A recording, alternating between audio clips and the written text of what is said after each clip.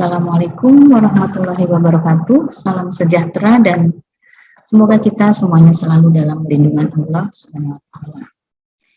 Baiklah, ini perkuliahan yang kelima ya dari kelas perpetaan, dan sekarang ini kita membahas tentang sistem proyeksi peta.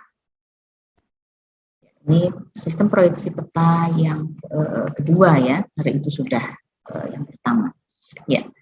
Beberapa unsur penting pada bumi, ya, yang pertama itu ada sumbu bumi atau aksis, yaitu garis lurus yang menghubungkan titik kutub utara bumi, pusat bumi, dan titik kutub selatan bumi. Ya, garis ini sebagai poros bumi atau sumbu, di mana bumi berputar atau berotasi dari barat ke timur. Ya, ini adalah kita lihat ya. Sumbu aksisnya ini kita lihat ya, ada utara, kutub utara selatan bumi ya.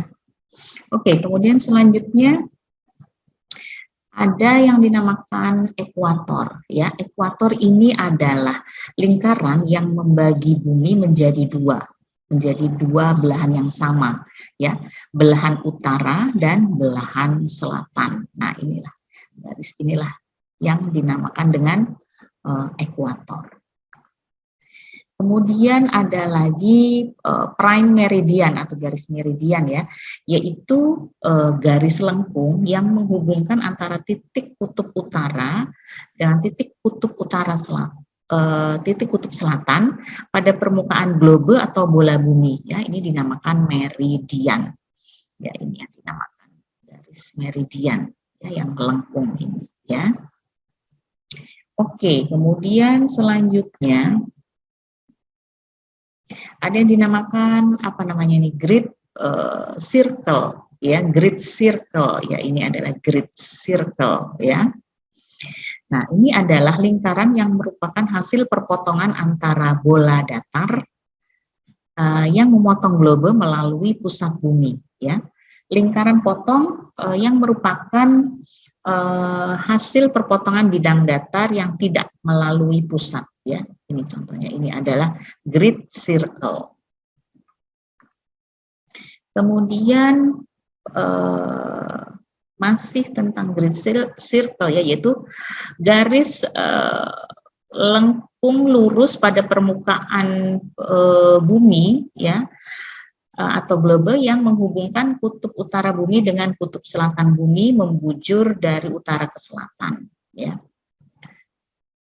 Ya, oke. Kemudian ada lagi garis lintang, yaitu lingkaran pada globe atau bola bumi yang sejajar dengan lingkaran ekuator dan melintang dari arah barat ke timur ya.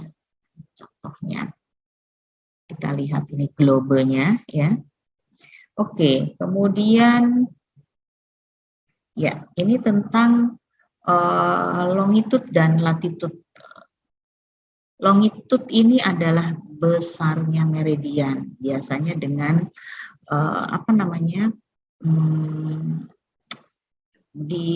dicirikan dengan tulisan Yunani ya, lambda.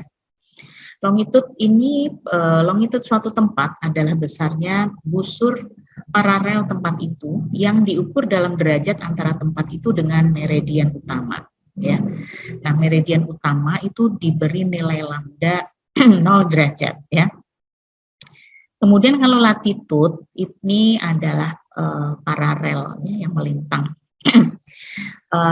Menggunakan istilah V ya, ini istilahnya V ini ya namanya ya, ini ya.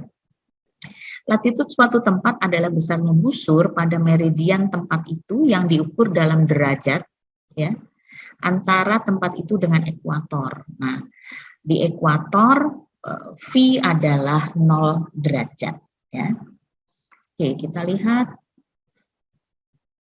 Ya, ini globe, ini ada kutub utara, ini kutub selatan. Kita lihat ya, ini V-nya 90 derajat, di bawah ini juga V-nya 90 derajat. Ya, ini latitude ya, latitude. Kalau longitude ini alfa, yang di sebelah kanan ini timur barat ya, ini timur, ini barat 90 derajat ya. Oke, kita lihat bagaimana nilai latitude dan longitude ya. Nah, ini nanti kalian bisa baca dengan detail ada di modul ya. Nah, ini dikatakan bahwa the prime meridian atau longitude itu di sini ya, ini 0 derajat. Kalau ekuator ya, latitude ini garis yang ini yang melintang ini 0 derajat ya. Oke, selanjutnya ya, ini contoh ada latitude in the world ya. Kita lihat, coba kita lihat Indonesia lah ya, atau di mana ini contohnya. Nah, Indonesia ini latitudenya sebelah kanan ya, kita dilintasi oleh latitude 0 derajat ya kan. Kemudian ini 0 derajat ya. Ya, agak di dekat Jakarta ada 10 derajat south ya. Oke, kemudian selanjutnya ada yang dinamakan dengan istilah ortodrom ya, yaitu merupakan jarak terpendek antara dua titik di permukaan globe ya, dan hal ini dicapai kalau jarak tersebut berada pada busur satu lingkaran besar atau great circle ya. Nah, ini jarak terpendek antara dua titik ya. Ya, jika jarak tersebut berada pada busur pada satu lingkaran besar, ini yang dinamakan ortodrom. Ya. Ya. Nah, yang merah ini adalah ortodrom, kemudian yang hitam ini loxodrom. Jadi ini garis lengkungnya, yang ini garis bukan yang melengkung ya, jadi yang lurus gitu ya. Nah, ini contoh kalau misalnya dari New York ke Moskow kalau menggunakan ortodrom ya, itu jaraknya sekitar 7.416 km.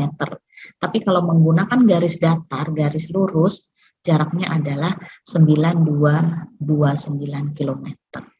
Gitu ya, ini contoh ya. Oke, kemudian selanjutnya ya, kita lihat loxodrom atau rumblin, yaitu garis yang memotong meridian dengan asimut yang konstan.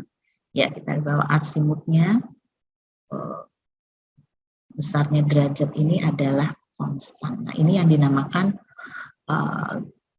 garis lengkung, inilah yang dinamakan loxodrom. Ya.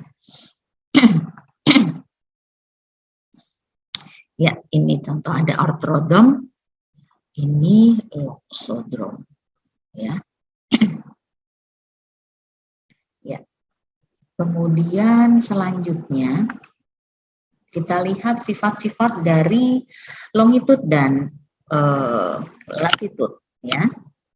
Panjang latitude di ekuator 1 derajat itu sama dengan 111,322 km ya. Kalau di kutub ya, 1 derajat longitude itu hampir 0 km.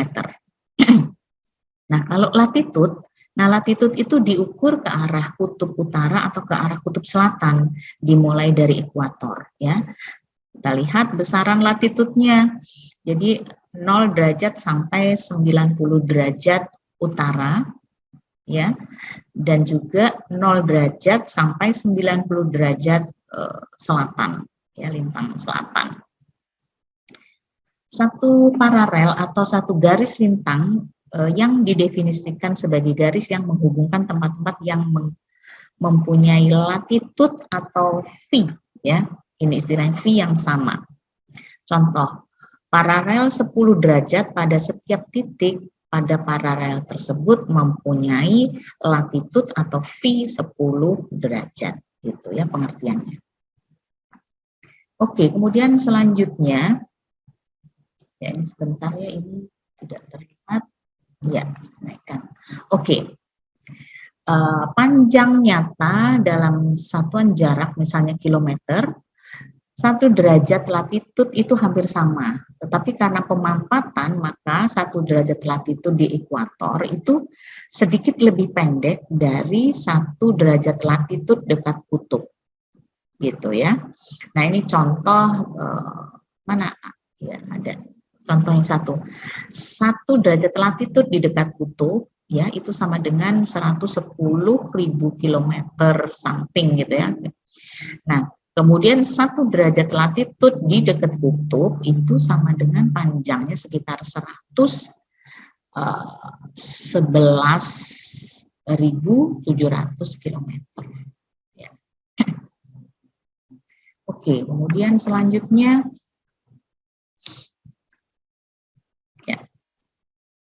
kita lihat bagaimana penentuan lokasi titik di permukaan bumi ya. Lokasi menggunakan longitude dan latitude disebut koordinat bola bumi ya, dan ini juga disebut sebagai lokasi astronomis. Gitu. Kita lihat ada contoh-contoh gambar di sini ya. Oke, kita lihat selanjutnya sistem koordinat ya. Sistem koordinat adalah sekumpulan aturan yang menentukan bagaimana koordinat itu merepresentasikan titiknya ya. Aturan yang dimaksud adalah titik asal, sumbu koordinat untuk mengukur jarak serta sudut koordinat ya. Jadi ada sudut koordinat bidang datar atau 2D ya. Nah, ada kartesian dan ada polar. Kalau kartesian itu absis X dan Y. Absis dan ordinat. Kalau polar itu jarak dan polar. Nah, kalau koordinat 3 dimensi itu ada kartesian dan polar. Ya, coba kita lihat satu-satu. Ya. Jika membicarakan proyeksi, kita sering membicarakan sistem koordinat. Ya, sistem koordinat ini merupakan satu parameter dalam menunjukkan bagaimana satu objek diletakkan dalam koordinat. Ya, sebagai contoh ini ada sistem koordinat 1 dimensi. Jadi kalau 1 dimensi ini hanya satu sumbu koordinat. Ini misalnya kalau di sini contohnya adalah X. Ya, jadi ini ada titik P, ini dia hanya mempunyai sumbu 1 X ya. Jadi misalnya contoh kalau P ini angkanya nilainya di sumbu koordinat ini sekitar 4,5 misalnya contoh.